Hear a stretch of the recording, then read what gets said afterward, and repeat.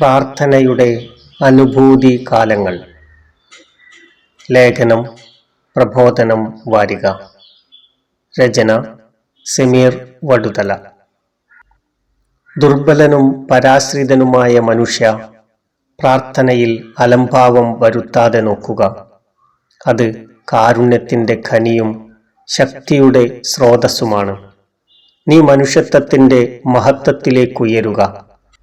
അപ്പോൾ പ്രപഞ്ചത്തിൻ്റെ പ്രാർത്ഥന നിന്റെ പ്രാർത്ഥനയിൽ വിലയം പ്രാപിക്കും. സയ്യിദ് നൂർസി. ബാല്യകാലത്തിൻ്റെ റമളാനുകൾക്ക് മിക്കവാറും നോമ്പുതുറയുടെ മണവും രുചിയുമായിരുന്നു. അക്കാലത്ത് ഞങ്ങൾ സമപ്രായക്കാരായ കുട്ടികൾ മഗ്‌രിബ് നമസ്കാരത്തിനായി പള്ളിയിലേക്ക് മത്സരിച്ചോടിയിരുന്നത് പലഹാരങ്ങളുടെ മണം പിടിച്ചായിരുന്നു. എന്നാൽ സന്ദേഹങ്ങളുടെ കൗമാരം ഉള്ളിൽ ചോദ്യങ്ങൾ നിറച്ചുകൊണ്ടിരുന്നു. ദീനും ദുനിയാവും നോമ്പും തറാവീഹുമൊക്കെ കാതലിന് തീപിടിച്ച മരക്കൊള്ളി കണക്കെ പതുക്കെ പതുക്കെ മനസ്സിനെ തൊട്ടു തുടങ്ങി. പ്രാർത്ഥനയുടെ വൈകാരികത മനസ്സിനെ പിടിച്ചെടുത്ത ഒരനുഭവം ഓർക്കുന്നു. വീടിനടുത്തുള്ള പള്ളിയിൽ റമളാൻ ദിനത്തിന് മാത്രമായി ഒരു ഇമാമിനെ നിയമിക്കാറുണ്ടായിരുന്നു. ഇമാമുസ്താദിനെ എല്ലാവരും ബഹുമാനിച്ചു. അദ്ദേഹം റമളാനിൽ നമസ്കരിക്കും. വിശിഷ്യ തറാവീഹിനും നേതൃത്വം നൽകി.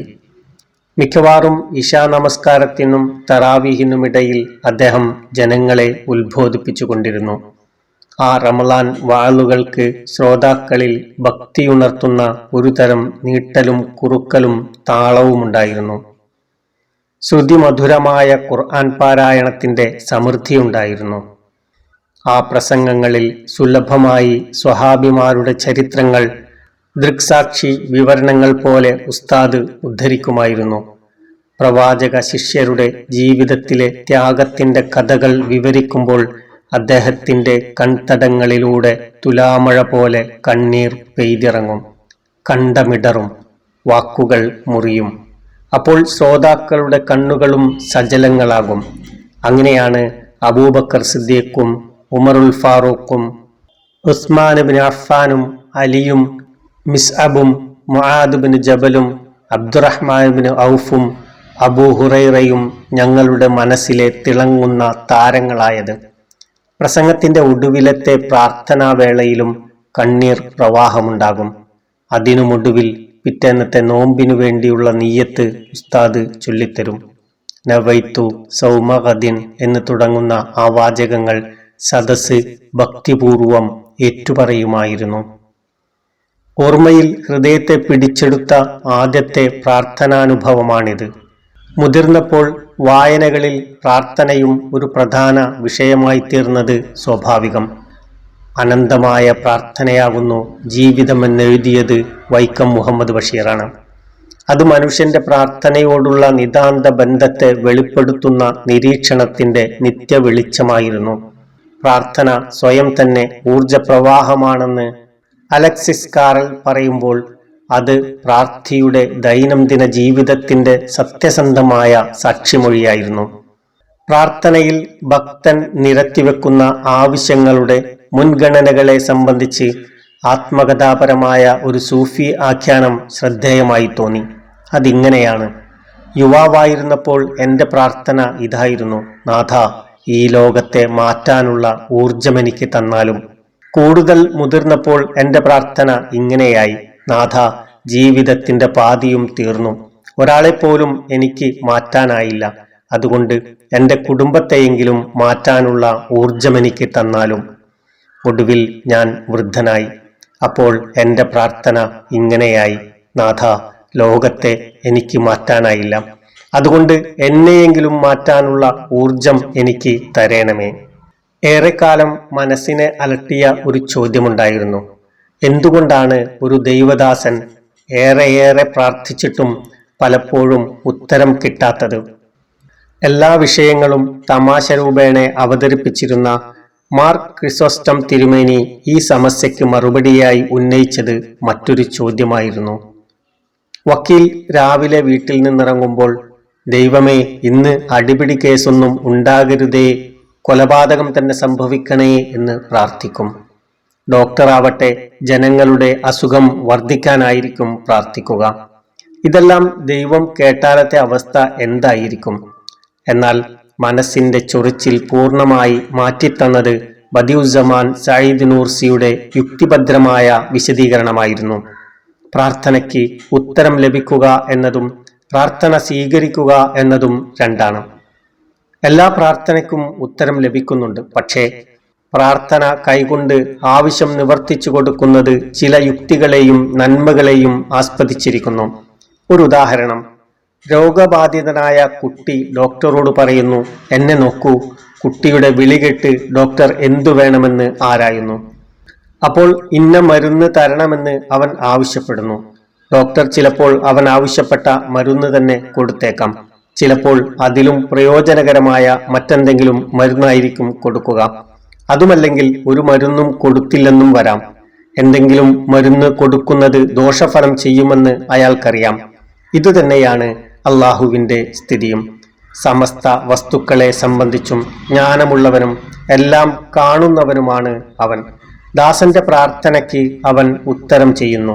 അവന്റെ പരിഭ്രമവും ഏകാന്ത ബോധവും തുടച്ചു നീക്കി സഹായഹസ്തമായി വർത്തിക്കുന്നു. ചിലപ്പോൾ അവന്റെ ആവശ്യം അംഗീകരിക്കുന്നു. ചിലപ്പോൾ അവൻ ചോദിച്ചതിനേക്കാൾ കൂടുതൽ നൽകുന്നു. മറ്റു ചിലപ്പോൾ അവന്റെ ആവശ്യം നിരാകരിക്കുന്നു. എല്ലാം ദൈവിക യുക്തിയുടെ താല്പര്യമനുസരിച്ച്, ദാസന്റെ മിഥ്യാമോഹങ്ങൾക്കനുസരിച്ചല്ല. പ്രാർത്ഥനയുടെ പ്രശാന്തിയും അനുഭൂതിയും നുകരാത്തവൻ സൗഭാഗ്യമെന്തെന്നറിയുന്നില്ല. അത്താണിയായി ദൈവത്തെ കിട്ടിയവൻ ഉദ്യാനത്തിലെ നർത്തം പോലെ ജീവിതം ആസ്വദിക്കുന്നു. പ്രാർത്ഥന വിശ്വാസിയുടെ ആയുധമാകുന്നു, ദീനിന്റെ സ്തംഭമാകുന്നു, ആകാശഭൂമികളിലെ വെളിച്ചമാകുന്നു. ഹാക്കിം. പ്രാർത്ഥനയുടെ വിശുദ്ധ പാശത്തിലത്രേ വിശ്വാസികൾ നാഥനുമായി ബന്ധിക്കപ്പെട്ടിരിക്കുന്നത്. നോമ്പിന്റെ നിയമങ്ങൾ പറയുന്നതിനിടയിലും സ്നേഹം വഴിഞ്ഞൊഴുകുന്ന ശൈലിയിൽ നാഥൻ ചാരത്ത് തന്നെയുണ്ടെന്ന് ഖുർആൻ ഉണർത്തുന്നുണ്ട്. 2-ാം അധ്യായം 186-ാം സൂക്തം. നോമ്പുകാരനാവട്ടെ തിരസ്കരിക്കപ്പെടാത്ത പ്രാർത്ഥനയുടെ അവകാശിയാണെന്നാണ് നബിമൊഴി. പതുക്കെ, ഹൃദയപൂർവം, പ്രത്യാശയോടെ, സവിനയം അയാൾ നാഥനെ വിളിക്കണം എന്നേയുള്ളൂ.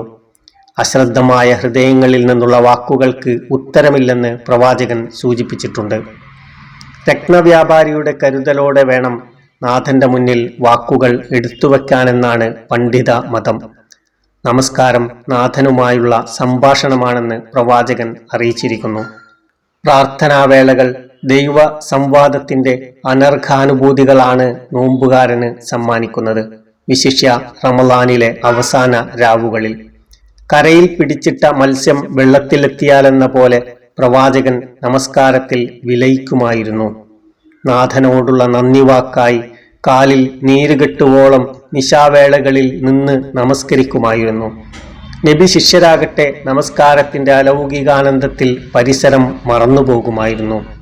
തൂർമലയുടെ പ്രാന്തത്തിൽ ഒത്തുകിട്ടിയ അവസരത്തിൽ ശിശു സഹജമായ നിഷ്കളങ്കതയോടെ തന്റെ പ്രേമഭാജനമായ നാഥനോടുള്ള സംഭാഷണം നീട്ടി കൊണ്ടുപോകാൻ ശ്രമിച്ച മൂസായെപ്പോലെ നോമ്പുകാരൻ തന്റെ നിശാ നമസ്കാരങ്ങൾ ദീർഘിപ്പിക്കുന്നു. അങ്ങനെ അയാൾ പുലർക്കാലയാമങ്ങളെ തന്റെ പാപനാശിനിയാക്കി മാറ്റുന്നു.